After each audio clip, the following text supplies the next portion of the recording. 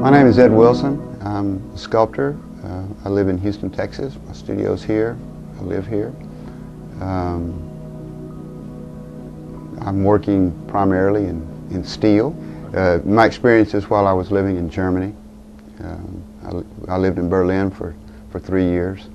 So this work is based on photographs that I took while I was living in Germany, and these are specifically photographs of Holocaust sites around Germany.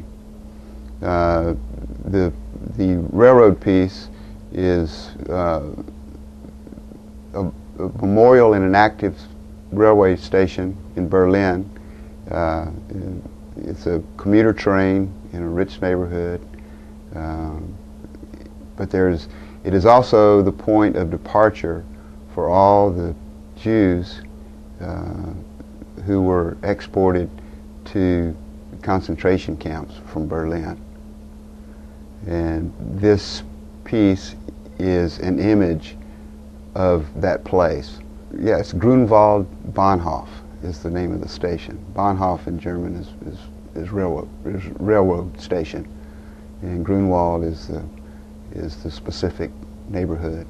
It's a big forest in Berlin. It's called Grunwald. So, like I said, this is an active railroad station. You go into the tunnel, and there's one sign hanging from the ceiling in the tunnel that says Track 17.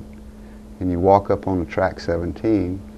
There's a railroad track with a platform, but it's abandoned. Trees are growing up through the middle of the tracks.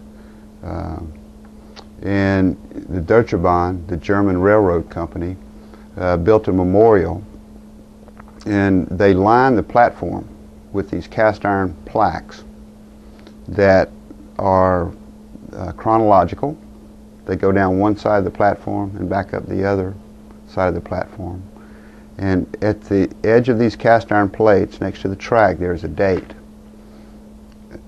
for every day that a train left Berlin with people heading to concentration camps. And so it'll give the date, it'll say 1,427 Juden, and then it'll say the name of the camp that they went to, and that's it.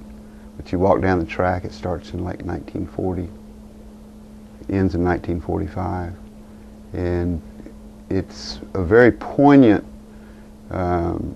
way of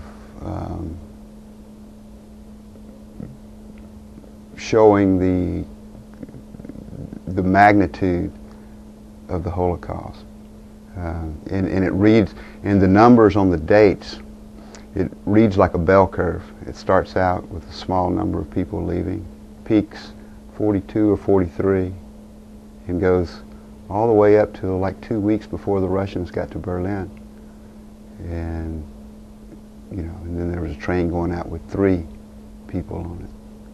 The peak was like 1,960 people in one day. For me, part of what I was doing was a journey to understand the psyche of the German people. I'm married to a German. The Holocaust is in their psyche, I mean, culturally. And I don't know if it'll ever be erased. And yet, contrasted with that horror, modern Germany is like the most peaceful, beautiful place that you can imagine. And I think that just the fact that places like this are still there and that memory is kept alive. The children visit these Holocaust sites in Germany. They have to in school. It's some sort of atonement for the culture.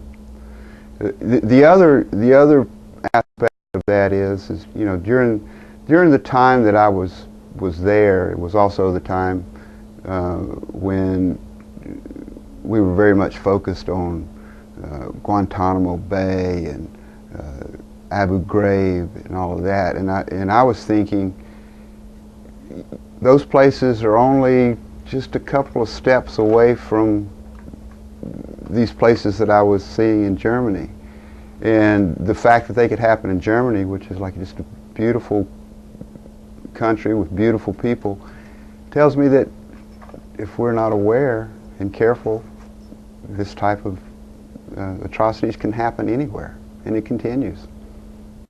Well, steel, I've been working with steel for, gosh, 30 years, 35 years.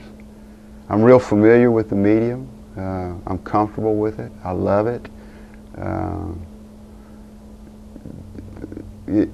mean, for me, it's a very beautiful substance. It's malleable.